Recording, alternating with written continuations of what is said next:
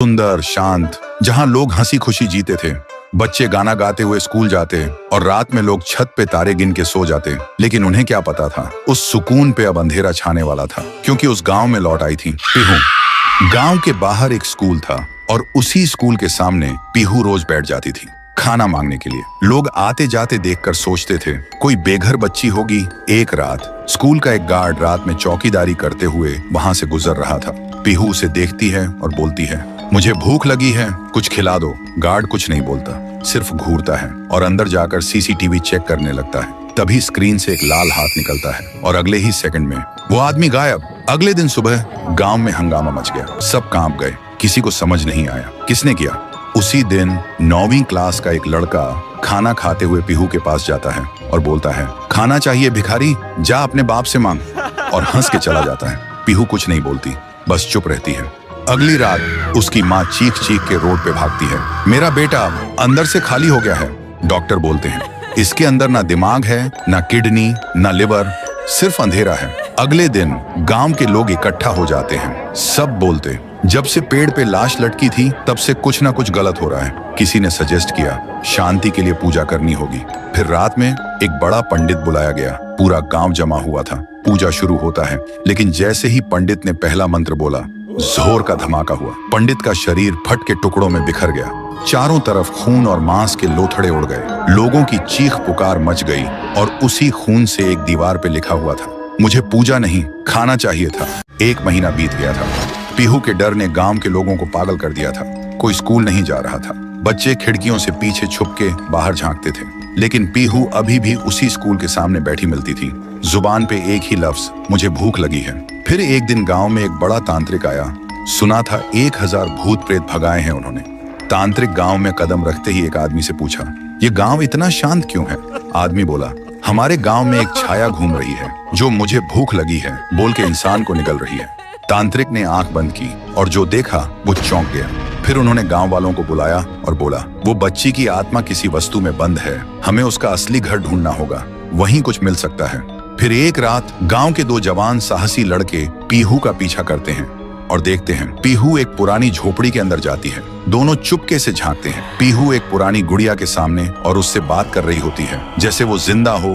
दोनों देखकर चौंक जाते हैं। फिर अगली सुबह वही 2 लड़के झोपड़ी में जाकर वो डॉल उठाते हैं और ले जाते हैं तांत्रिक के पास। तांत्रिक डॉल को देखकर चिल्लाता है, यही है, इसी में बंद है वो बच्ची की आत्मा, इसे आग में जलाना होगा तभी सब खत्म होगा। फिर रात में तांत्रिक गुड़िया को आग में डाल के हवन करता है, जोर जोर से मंत्र जप करता है। तभी एक भयानक चीख गूंजती है, मैं भूखी हूँ, और अचानक वो डॉल हवा में उड़ जाती है और सबके सामने उस डॉल से निकलती है पीहू।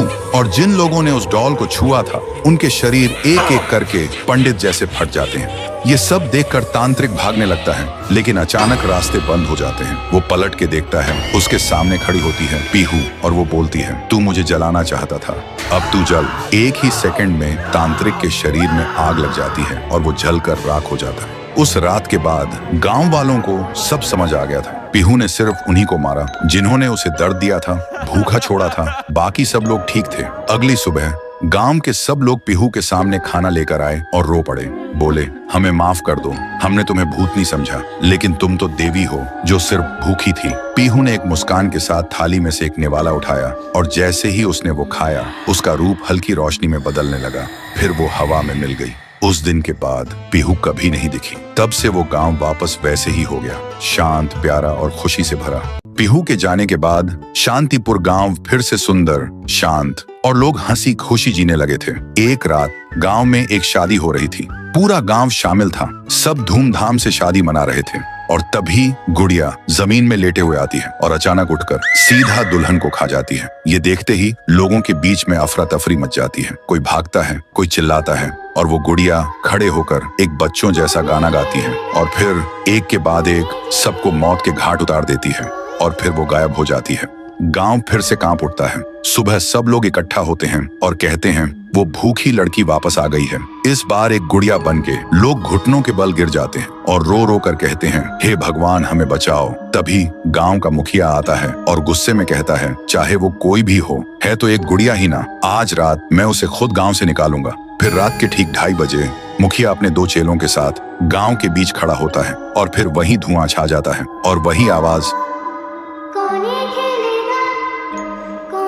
वो गुड़िया धुएं से निकलती है और सीधा मुखिया के पास चल के आती है। मुखिया कहता है, निकल जा मेरे गांव से, नहीं तो तुझे यहीं बिखरा दूंगा। गुड़िया हंसती है और कहती है, तेरे से पहले भी किसी ने ये सोचा था। और उसी पल वो गुड़िया बड़ी होने लगती है और अपनी पैर से तीनों को कुचल के मार डालती है। सुबह जमीन पे सिर्फ खून के धब्बे रह गए थे, लाशें जैसे हवा हो गई हो। लोग समझ गए ये कोई आम गुड़िया नहीं, इसके अंदर कुछ और ही शक्ति है। तभी गांव की एक बूढ़ी औरत कहती है, इस गुड़िया को हम गांव से नहीं निकाल सकते, इसे तो सिर्फ पीहू ही गांव से निकाल सकती है। फिर सभी लोग उसी जगह जाकर खाना रखते हैं और दिल से पीहू को पुकारते हैं, भूखी देवी वापस आइए, गांव को बचाइए। तभी जमीन से एक आवाज निकलती है, पीहू पीहू पीहू, और मिट्टी से बनने लगती है, पीहू। लोग चिल्लाकर कहते हैं, देवी हमें बचा लो।